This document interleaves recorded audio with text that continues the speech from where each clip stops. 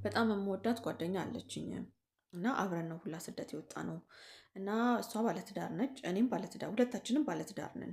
ከዛ በኋላ ግን እሷ ከባሏ ጋር ስለማትስማማ ፍቺ ላይ ጫፍ ደርሳ ሊፋቱ ብለው ፕሮሰሱ አለቀላት እና በአጋጣሚ መጣችሁ እንደዚህ አብረን ሁለቱም መጡ ማለት ነው ወደ ሳውዲ።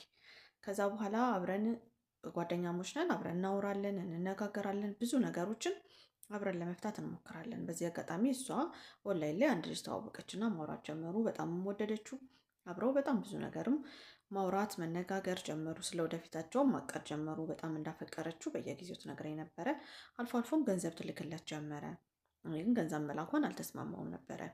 ከዛ በኋላ ጭራሽ ከኔ ደብቃ በየወሩ ብር እንደምትልክለት በአጋጣሚ ነገረችኝ። እኔም ደግሞ ብር መላኳን ታቆምና እስኪ የሚፈጠረውን ነገር የእውነት የሚወድሽ ከሆነ ግንኙነታችሁ ይቀጥላል፣ ካልሆነ ግን ግንኙነታችሁ ያበቃል ብዬ መከርኳት። እሷም ደግሞ ብር መላኳን አቆመች። እኔ የምላትን ሁሉ ነገር ስለምትሰማኝ በጣም ምርጥ ጓደኛዬ ነች፣ ከእህትም በላይ ብላለች ማለት ነው።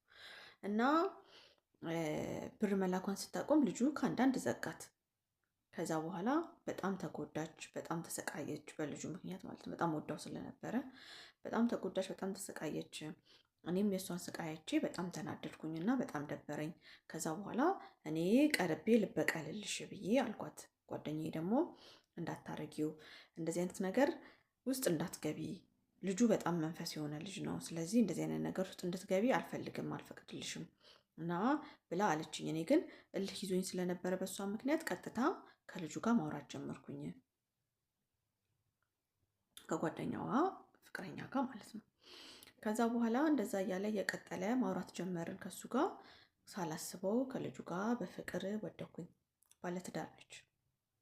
ሳላስበው ከሱ ጋር በፍቅር ወደኩኝ እና አሁን ላይ በጣም ተጨናንቅ ያለሁኝ 1 ዓመት ሆኖኛል። ጓደኛዬ ወደ ሀገር ገባችና ዘጋችኝ ሙሉ ለሙሉ። ሰምታ ይሆን ምን ይሆን አላውቅም። ለባሌ ዝም ብዬ ልጁን እንዳልተወው ለባሌ በሆነ አጋጣሚ ይነግርብኛል ብዬ በጣም እፈራለሁኝ። ጓደኛዬም አውቃብኝ ነው የዘጋችኝና ለባለቤቴ እንዳይነግሩት ብዬ በጣም እፈራለሁ። በዙሪያ ያሉትን ሰዎች ያውቃል፣ ይሄ ባለ እንትኑ ማለት ነው፣ ባለ ውሽማው ማለት ነው። እና አሁን ላይ ምን እንደማደርግ አላውቅም፣ በጣም ጨንቆኛል ብላለች ማለት ነው። እና ካልገባችሁ እንግዲህ ምንም ማድረግ አልችልም። ዝብርቅርቅ ነው ያደረኩት መሰለኝ። ብቻ እንደዚህ ነው። እንዴት ነው ያሰባችሁ? ባጭሩ የጓደኛው የቤስት ፍሬንዷን ፍቅረኛ ጠበሰችው እሷ ማለት ነው። እና እሷ ደግሞ ባለትዳር ነች። ገባችሁ? እንደዛ ነው ነገሩ። እና አሁን ለባሌ ምን ብዬ እንዴት ብዬ ነው ከዚህ ነገር ውስጥ የምወጣው ነው ባጭሩ ሀሳቧ ማለት ነው። በቃ ከአሁኑ ጀምረሽ ከዚህኛው ጋር ያለሽን ግንኙነት ማቆም ነው ያለብሽ። ለባልሽ ደግሞ መናገር ነው ያለብሽ። ምክንያቱም ከሰው ከሚሰማ ወይ ከሌላ ከሶስተኛ ሰው ከሚሰማ ወይ ከልጅቷ ወይ ከልጁ ከሚሰማ ቀጥታ ራስሽ ያለውን ነገሮች በሙሉ ንገሪው ማለት ነው። እሷ በጣም አሁን ብዙ ነገር ውስጥ ነው ያለችው። የፎን ሴክስ ያደርጋሉ፣ በጣም በድምፅ በምናምን በጣም ብዙ ነገር ነው የሚያወሩት። ገንዘብም እስከ መላክ ደርሳለች ምናምን ነገር ማለት ነው። ስለዚህ ይህንን ባልሽ ከመስማቱ በፊት ባልሽ በሌለሽ አጋጣሚዎች ሁሉ ተጠቅመሽ ለባልሽ እውነታውን ተናገሪ እና ከዛ በኋላ ደግሞ የቀረውን ንስሐ ግቢ።